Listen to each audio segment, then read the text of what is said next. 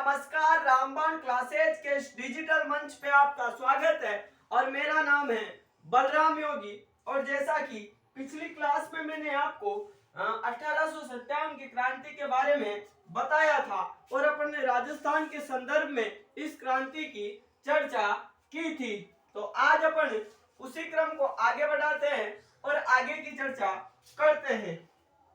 तो पिछली क्लास में मैंने आपको 1857 के जो क्रांति थी इसके तात्कालिक कारण और कुछ जो मुख्य कारण रहे थे उनके बारे में बता दिया था कि अंग्रेजों के द्वारा जो भारतीय थे उनके साथ भेदभाव किया जाता था। उसके अलावा भी विभिन्न प्रकार के ऐसे नियम थे जो भारतीयों के ऊपर अंग्रेजों के द्वारा थोपे गए थे।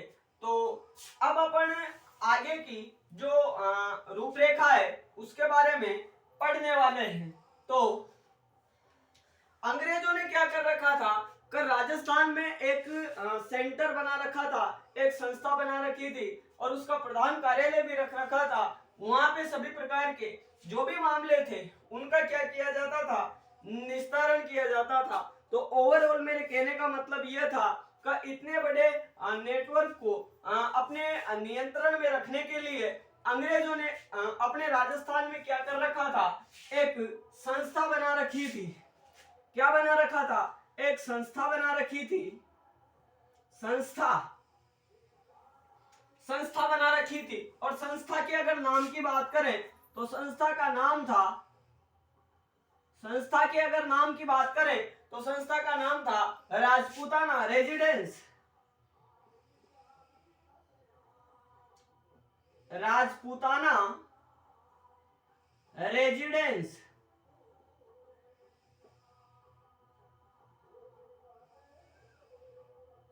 Coincidence, Rajputana residence. मैं क्या बता रहा हूं आपको कि अंग्रेजों ने कहने का मतलब राजस्थान की सभी रियासतों पर नियंत्रण रखने के लिए कैसे क्या सिस्टम बना रखा था उसके बारे में मैं आपको बता रहा हूं।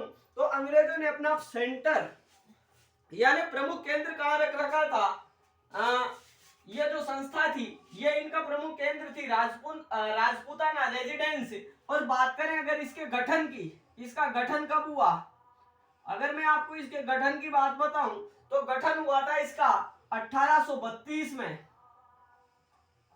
1832 में अंग्रेजों ने क्या कर दिया, हमारे राजस्थान में एक संस्था बना दी जिसका नाम बताया मैंने आपको राजपूताना रेजिडेंस और गठन कर दिया इसका 1832 में। यह प्रश्न भी कई बार पूछा जा चुका है। और इसका अगर प्रधान कार्यालय की बात पूछी जाए आपसे, इसका प्रधान कार्यालय कहां पे था?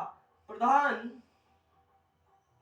कार्यालय, इसका प्रधान कार्यालय कहां पे था? तो प्रधान कार्यालय में आप बताओगे अजमेर।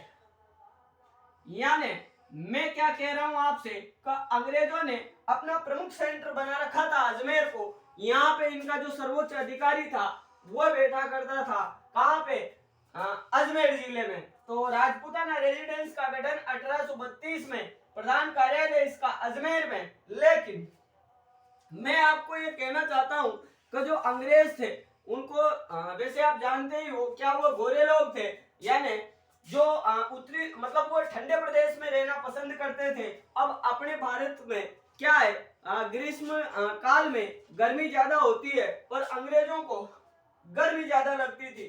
तो अंग्रेजों ने क्या सोचा कि अजमेर में ऐसा करते हैं अपन सेंटर तो रहने देते हैं लेकिन ग्रीष्म के समय में अर्थात गर्मी के समय में अपन अपने कार्यालय को कहीं दूसरी जगह शिफ्ट करते हैं।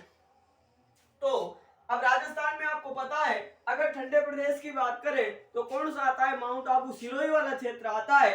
तो अंग्रेजों ने क्या किया, 1845 में प्रधान कार्यालय अजमेर में, गठन तो इसका 1832 में हुआ था और कहां पे हुआ? अजमेर में। लेकिन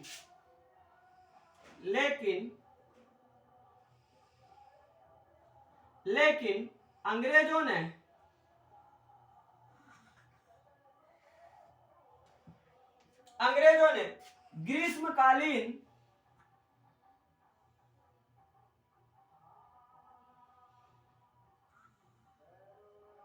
ग्रीष्मकालीन कार्यालय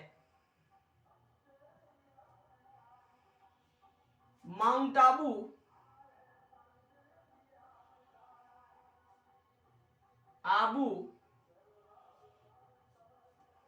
सिरोही में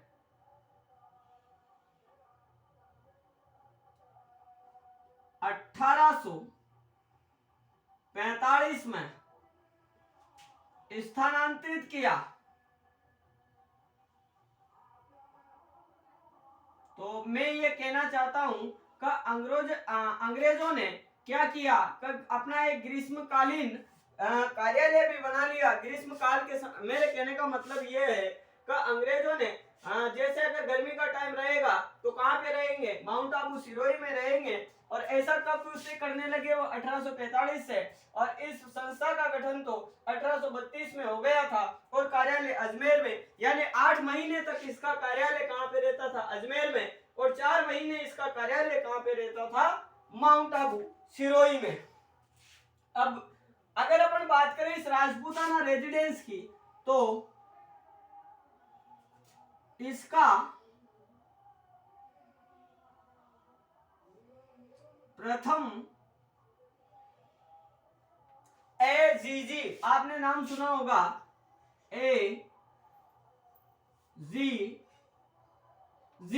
एजीजी का अर्थ होता है agent to governor general, agent to governor general. क्या कहते हैं, एजीजी का जो पद था इसको अपन क्या कहते हैं, एजेंट टू गवर्नर जनरल। और राजस्थान का यानी ये राजपूताना रेजिडेंस का पहला एजीजी कौन था, एजीजी मिस्टर लॉकेट था, लॉकेट था। तो मैं ये कहना चाहता हूं कि राजपूताना रेजिडेंस या राजपूताना रेजिडेंसी, तो इसका जो पहला जो एजीजी था उसका नाम क्या था, मिस्टर लॉकेट। आपको इसको विशेष रूप से याद रखना है। जो राजस्थान का पहला एजीजी था, एजेंट टू गवर्नर जनरल था, उसका नाम था मिस्टर लॉकेट। बात करें 1857 की क्रांति के समय, 1857 की क्रांति के समय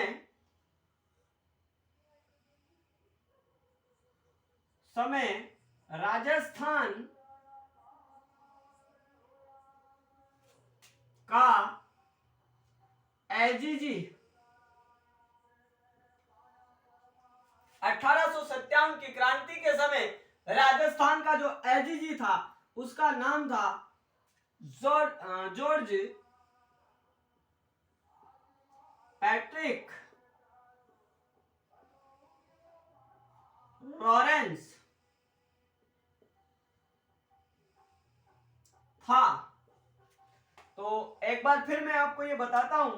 तो मैं क्या कहना चाहता हूं कि अंग्रेजों ने राजस्थान में एक संस्था बना दी जिसका नाम था राजपूताना रेजिडेंसी, और राजपूताना रेजिडेंसी का गठन इन्होंने 1832 में किया। लेकिन अंग्रेजों को गर्मी ज्यादा लगती थी तो इन्होंने 1845 में इसका स्थानांतरण माउंट आबू सिरोही में कर दिया। तो मैं ये कहना चाहता हूं कि 8 महीने तक इसका कार्यालय अजमेर में रहता था और 4 महीने इसका कार्यालय माउंट आबू सिरोही में रहता था। आगे बात करें तो इस संस्था का पहला जो एजीजी था, और एजीजी को एजेंट टू गवर्नर जनरल भी कहा जाता है, तो इसका पहला एजीजी मिस्टर लॉकेट था। और 1857 की क्रांति के समय हमारे राजस्थान के अगर एजीजी की बात की जाए तो उनका नाम था जॉर्ज पैट्रिक लॉरेंस। तो आप इसको नोट आउट कर सकते हो। अब अपन राजस्थान में जो मुख्य रियासतें थी, तो उन मुख्य रियासतों के 1857 की क्रांति के समय कौन कौन से शासक थे और यहाँ के पॉलिटिकल एजेंट कौन थे, किस प्रकार से ये अंग्रेज अपन भारतीयों पर नियंत्रण रखते थे। तो मैं आपको ये रामलीला या जो भी बात है तो वो समझाने का प्रयास करता हूँ। तो होता क्या था, अंग्रेजों ने अपने मतलब राज्य को या अपने प्रशासन को सुदृढ़ करने के लिए विभिन्न प्रकार के कहने का मतलब अधिकारी नियुक्त कर रखे थे। तो मैं आपको एक डायग्राम के माध्यम से पहले समझाने का प्रयास करता हूं। तो जैसे बात करें अपन, ये बना दिया मैंने आपके सामने राजस्थान।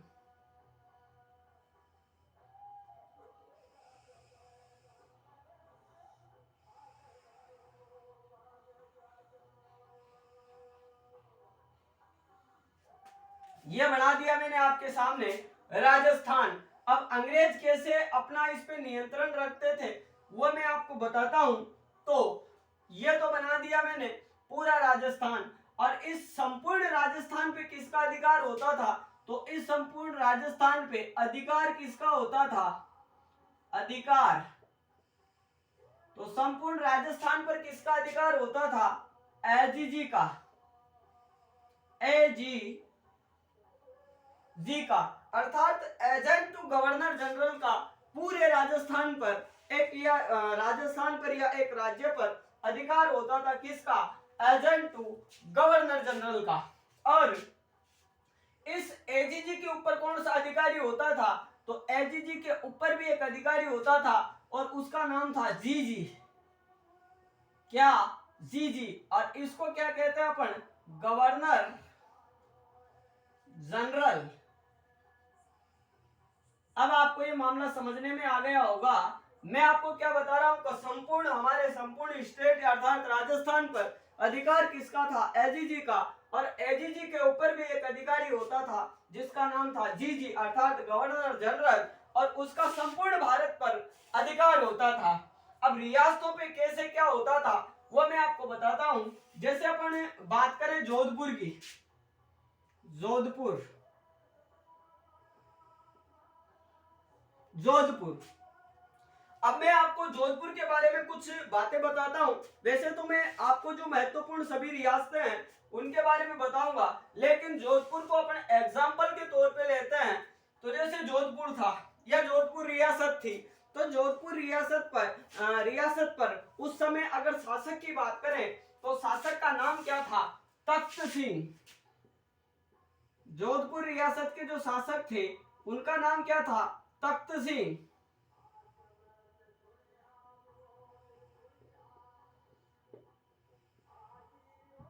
क्या बताया मैंने आपको, जोधपुर रियासत के जो शासक थे उस समय उनका नाम था तख्त सिंह। अब होता क्या था, अंग्रेजों के द्वारा राजा को भी कहने का मतलब कुछ अधिकार प्राप्त रहते थे, अर्थात राजा भी किसी रियासत का प्रमुख अधिकार या फैसले लेने का अधिकार अपने पास में रखता था। लेकिन अंग्रेजों ने इस राजा के ऊपर भी एक व्यक्ति रख रखा था और उस व्यक्ति का नाम था पीए। क्या नाम था उसका, पीए। और पीए को क्या कहते हैं अपन, पॉलिटिकल एजेंट।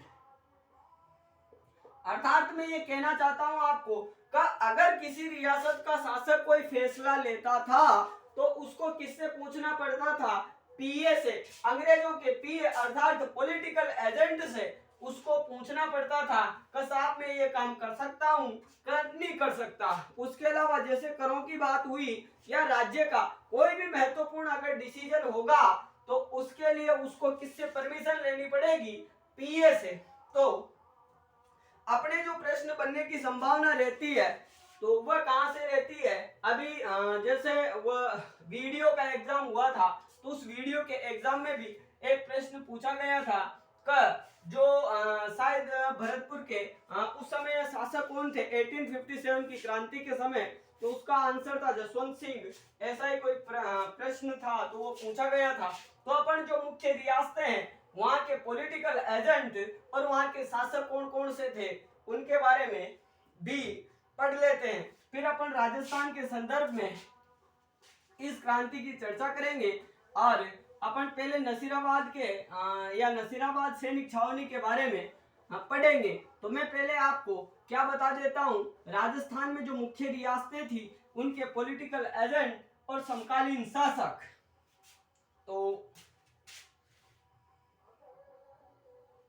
राजस्थान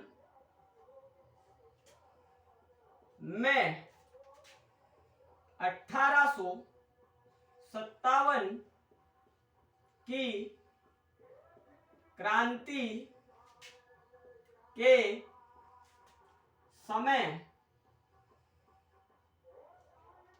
शासक व वहां के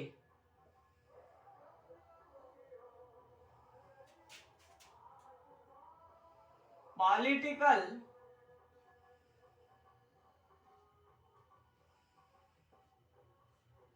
एजेंट वहां के शासक व पॉलिटिकल एजेंट। और यहां पे मैं आपको बता देता हूं, जैसे कि बात करें रियासत, यहां पे बात करें अपन तो पीए की, पीए, और यहां पे बात करें अपन शासक की, तो आप ऐसे कैसे इस सारणी को बना लेना, क्योंकि कई बार राजस्थान के ऐसा कोई सा भी एग्जाम नहीं है जिसमें पीए के बारे में नहीं पूछा गया हो। और अब तो एग्जामिनर ऐसे मॉडर्न क्वेश्चन बनाने लग गया है कि जो एग्जाम देने वाले हैं उनको क्या है, हवा भी नहीं लगती है। तो आप जितनी भी डिटेल है तो उसको पढ़ने का प्रयास करें। तो जैसे अपन बात करें जयपुर रियासत की, जयपुर रियासत,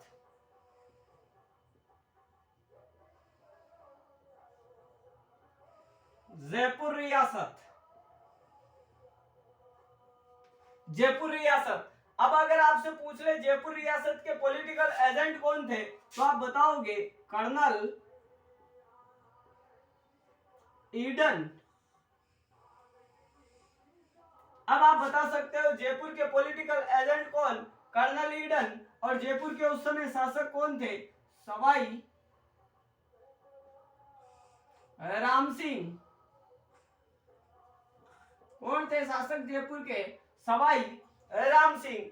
अगर अपन भरतपुर रियासत की बात करें, भरतपुर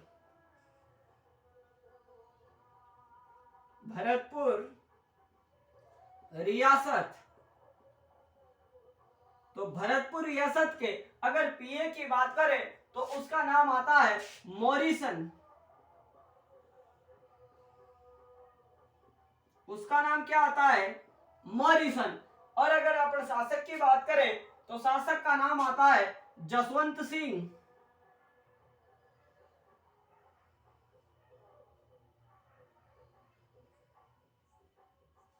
शासक का नाम क्या बताया मैंने आपको, जसवंत सिंह। और भरतपुर के पॉलिटिकल एजेंट का नाम बताया मैंने आपको, मॉरिसन। अगर बात करें अपन कोटा रियासत की, तो कोटा रियासत, क्योंकि सबसे ज्यादा व्यापक विद्रोह कहां पे हुआ था, जिसको अपन जन विद्रोह भी कहते हैं, तो वह कहां पे हुआ था, कोटा में। और कोटा के पीए कौन थे, उनका नाम था बर्टन, बर्टन। और इस बर्टन का सिर काटकर कोटा के जो कोटा का जो किला है उसके मेन गेट पर टांग दिया गया था। और उस समय यहाँ के जो शासक थे उनका नाम था राम सिंह सेकंड, राम सिंह द्वितीय।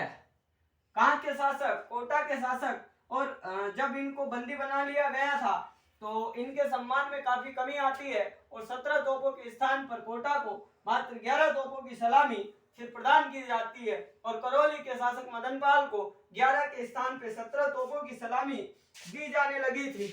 अब अपन आगे बात करें तो मुख्य रियासत आती है जोधपुर रियासत। और जोधपुर के जो पीए थे,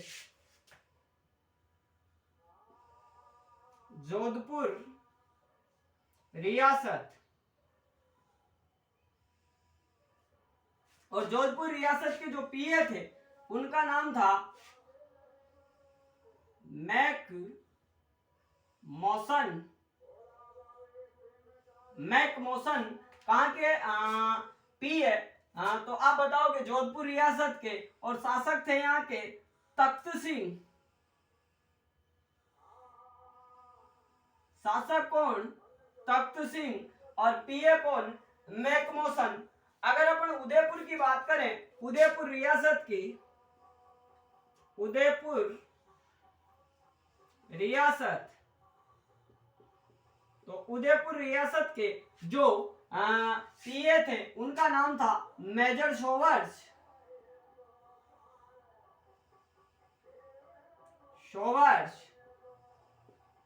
और शासक कौन थे उदयपुर रियासत के, तो उनका नाम था स्वरूप सिंह, महाराणा स्वरूप सिंह।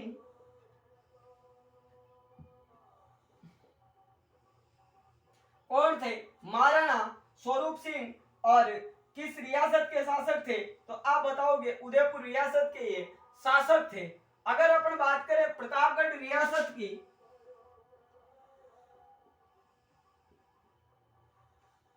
रियासत, तो यहां के पीए थे कर्नल रॉक,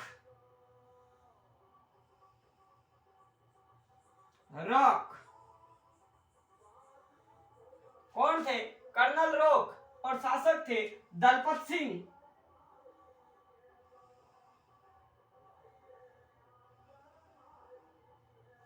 दलपत सिंह। बात करें अपन सिरोही की,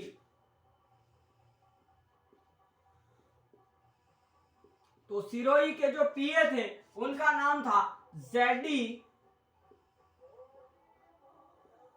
हॉल। कौन थे, जेडी हॉल। और शासक की बात करें अपन, तो शासक थे यहाँ के शिव सिंह।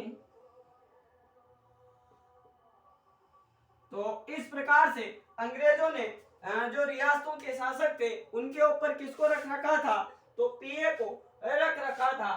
तो एक बार फिर मैं आपको बताता हूं, 1857 की क्रांति के समय हमारे राजस्थान में जो प्रमुख रियासतें थी उनके शासक और उनके पीए के बारे में। तो जयपुर रियासत के जो पीए थे उनका नाम था कर्नल ईडन, और शासक कौन थे, सवाई राम सिंह। आगे बात करें अपन भरतपुर की, तो भरतपुर के पीए मॉरिसन थे, और शासक कौन थे, जसवंत सिंह। फिर मैंने आपको कोटा रियासत के बारे में बताया, तो कोटा रियासत के जो पीए थे उनका नाम था बर्टन, और शासक कौन थे, राम सिंह सेकंड। फिर जोधपुर के बारे में आपको बताया, जोधपुर के जो पीए थे उनका नाम था मैकमोहन, और शासक कौन थे, तख्त सिंह। फिर उसके बाद में उदयपुर की बात करें तो यहाँ के मेजर सोवर और शासक स्वरूप सिंह। आगे अगर अपन सिरोही प्रतापगढ़ की बात करें तो पीए कर्नल रॉक और शासक दलपत सिंह। और सिरोही के बारे में बात करें तो यहाँ के जो पीए थे उनका नाम था जेडी हॉल, और शासक कौन थे, शिव सिंह। तो आप इसको नोट आउट कर सकते हो, ये प्रमुख रियासतें, ये इनके पीए और ये इनके शासक। तो अपनी जो अगली क्लास होगी उस अगली क्लास में अपन राजस्थान में कितनी सैनिक छावनियां थी, कौन सी सैनिक छावनी में कब विद्रोह हुआ, कैसे विद्रोह की शुरुआत हुई और क्या क्या रूपरेखाएं आगे बनती है, उन सब बातों के बारे में अपन चर्चा करेंगे। तो आज की अपनी इस क्लास को अपन यहीं पे विराम देते हैं। तो आज की क्लास और अभी के लिए इतना ही। धन्यवाद। आपका दिन शुभ हो।